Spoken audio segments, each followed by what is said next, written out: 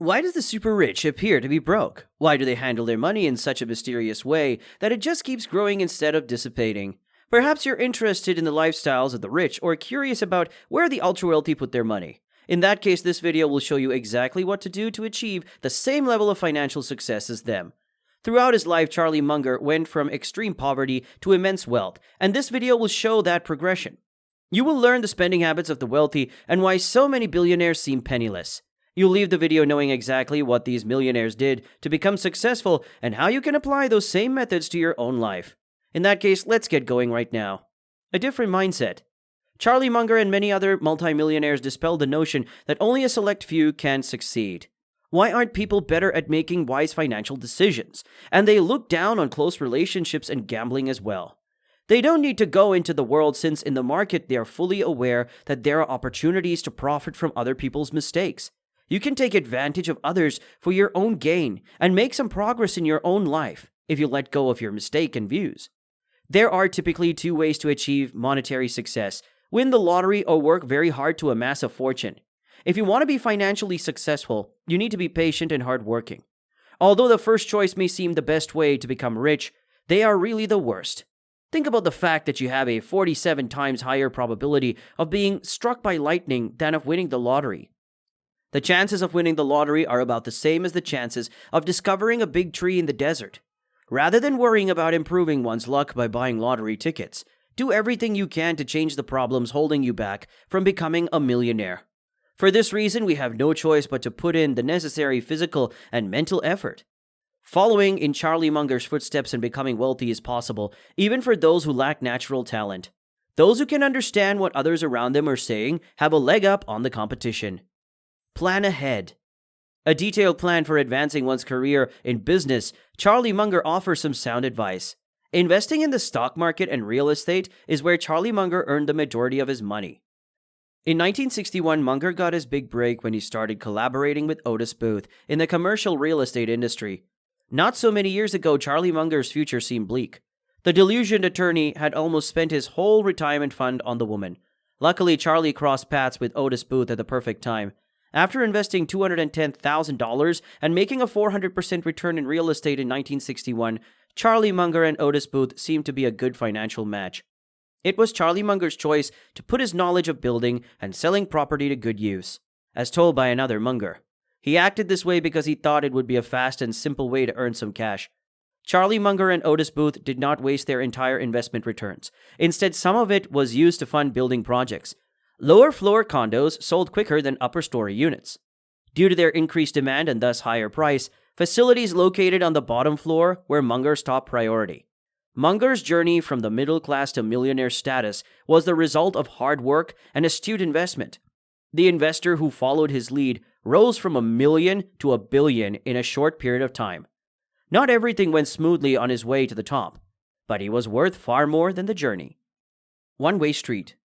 The question then becomes, what did Munger do that made him a millionaire in a few short years, maintained him there, and finally helped him become a billionaire? However, this is not a magical achievement. Everyone in the multimillionaire class understands and accepts this fact. Keeping costs low is a breeze, so we don't feel envious of people who do it. You are not the sort of person who never backs down from a challenge, always does what they say they will, never wastes money, never gives it to peer pressure, never mixes with dishonest people, and always keeps their word. It's possible that adhering to a few simple rules might make a significant difference in how you experience life. Those who don't follow this rule may have some financial success in the short term, but they may lose it all in the long run. One must resist the urge to waste one's newfound wealth if they want to keep climbing the economic ladder. The rich tend to spend lavishly at the outset, but eventually reinvest in their financial standing. People in the middle class often want to keep most of their money or put it away for the future. In order to feel better about ourselves, individuals with low incomes want to show off their purchases and the progress they've made in a short period of time. See the spending habits of the poor, wealthy, and the rich, middle class below. People who do all four of these things make up what we call the middle class. The poor labor only to waste their earnings on frivolous items and end up back at square one in the labor market. Therefore, it would be a mistake to assume that a millionaire is swimming in riches just because they don't seem to be. The couple makes awful choices with their money. They are using the same sound judgment in terms of money that has gotten them this far to make the best decisions they can. If you want to join the ranks of the world's multimillionaires, you should put away more money in savings and invest it wisely than you would otherwise. Many people struggle financially because they lack the financial discipline needed to save regularly or make sound investments. A percentage issue. It is recommended that 20% of your annual income be put into savings. In this respect, we should not waste money. Unless you are a multimillionaire or a billionaire, you should not purchase the most costly homes available. Millionaires often spend less than 25% of their annual income on housing. As a result, they will have more money available for saving and investment. Those who are financially astute know that it is more important to really be wealthy than to just give off that impression. To meet these needs, a billionaire must spend around 15% of his or her annual income, and if you spend more than 15% of your net income on food, you need to rethink your eating habits and look for ways to save money. If you want to save money, you may cut down on eating out and/or shop at warehouse clubs for your groceries. After you have paid for basic needs like food and housing, you may spend the rest however you please. You probably already know that there are several options outside the conventional means of spending money on vacations, cars, and other similar things. Generally speaking, you shouldn't spend more than 10% of your income on transportation. This covers recurring expenses like gas, insurance, maintenance, and registration fees. The total amount you spend will also be affected by the price of transportation as well as the length and frequency of your travel. You may find some solace in the fact that you stand out from the crowd. The average amount that the rich spend on cars and other types of transportation. If you want to save money, you may cut down on eating out and/or shop at warehouse clubs for your groceries. After you have paid for basic needs like food and housing, you may spend the rest however you please. You probably already know that there are several options outside the conventional means of spending money on vacations, cars, and other similar things. Generally speaking, you shouldn't spend more than 10% of your income on transportation. This covers recurring expenses like gas, insurance, maintenance, and registration fees. The total amount you spend will also be affected by the price of transportation as well as the length and frequency of your travel. You may find some solace in the fact that you stand out from the crowd. The average amount that the rich spend on cars and other types of transportation. Even if your numbers are off by a factor of 10, you can still become a millionaire. Millionaires aren't usually seen driving luxury vehicles like BMWs and Mercedes. Hondas, Toyotas, and Fords are often used as alternatives because of their dependability, low cost, and low maintenance requirements. It may seem at first that they are unable to afford more because of the lack of drive of financial stability. But in reality, they are just spending less on maintenance in order to provide a distraction from serious matters. Have a good time, but don't go overboard by more than 10% of your total expenditure. It's certainly not on par with necessities like water and shelter. Spending a lot of money on something that will make you happy for a little while is not a good use of your money. Do you? If all your time and work just resulted in one doll, don't you think it's reasonable to take breaks every so often? Suppose you have the same spending habits as the typical millionaire. In that case, you can go on as many extravagant vacations as you like without worrying about money, roughly 5% of their income. What remains of the other 15% is to invest the money and store the remainder for emergencies. Many rich people can quickly access an emergency fund.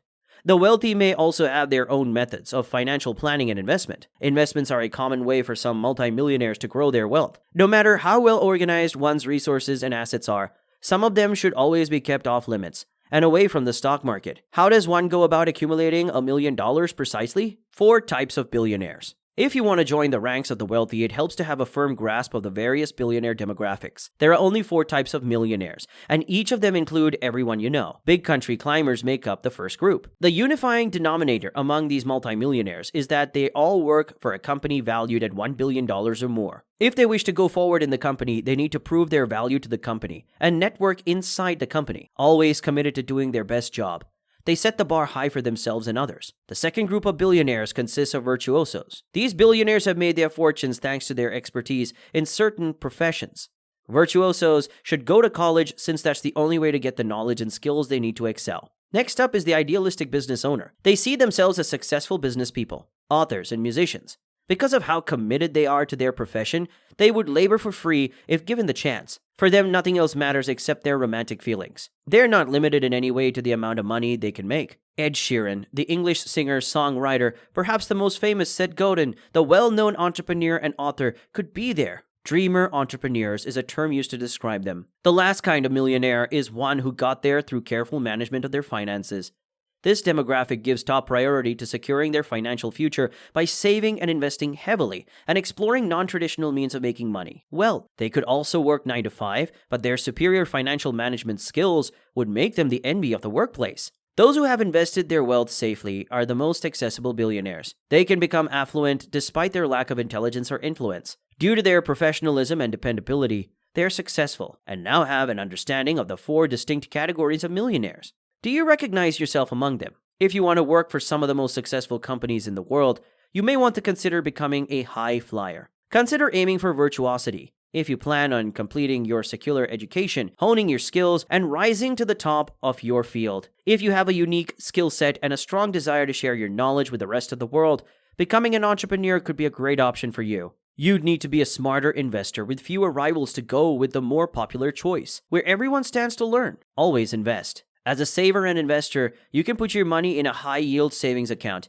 a portfolio of exchange-traded funds or ETFs that invest in assets with short maturities, or a long-term buffered ETF like the S&P 500. It's important to weigh a professional path's potential benefits and drawbacks before committing to one. There are many possibilities along these lines. In order to reach your million-dollar goal, you must avoid unnecessary financial risks. If you enjoyed this video, click the like button below. Don't forget to hit subscribe and notify me if you want to be the first to know when our next video is out. And watch this one as well.